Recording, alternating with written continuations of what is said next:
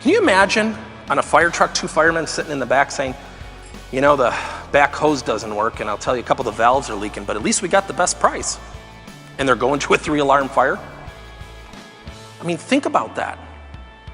So we had to work through our dealers, and here's the number one thing I heard, and I want you to think about your own teams and your own dealers and your own organizations that you're working with.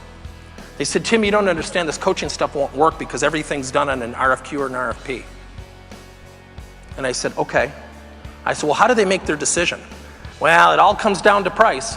Pierce is the number one highest product.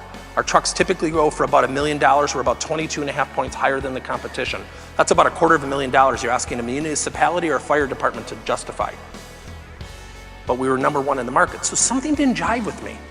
So the dealers are telling us it's all about price. No, it's not. Who wants to go to a 5-alarm fire on a cheap fire truck? There's no way that made sense. So we started to ask a couple questions. Our customers would not get together with us because they felt it was circumventing the process of the RFP. So what we did is we stopped selling. We said, we just want to come in and have a conversation and chat with you and ask you some fundamental questions about the RFP. And we asked one really ridiculously stupid question. So how are you going to decide based on price? They'd look at us and say, well, the lowest price. Oh, that's interesting. Well, how do you determine the lowest price? Well, the number that's lower than the higher numbers. We said, oh, that's interesting. We were just wondering if you saw the white paper from firehouse.org. By the way, how long have you been at the municipality? About 17 years. Oh, you live in the community, huh?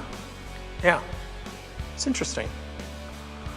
Because firehouse.org says actually that the Pierce brand, independent study, by the way, that our trucks lasted 3 to 5 years longer with about 30% less maintenance.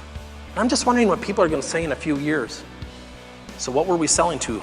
The benefits and the features of the truck, or to that person's decision making as it related to their legacy? Aftermarket parts doubled in 3 years, and our sales in our trucks and our parts went up about 22%. 675 dealers in our network that did that. And what we did is we didn't go in and sell. We asked really dumb questions. So the president at the time, Wilson Jones, says to me, he goes, man, Tim, this coaching stuff's great. You know, why do you think we were so successful? I said, we went in and asked really dumb questions. So point being is we have to think about why people are buying and how do we position our people to do that.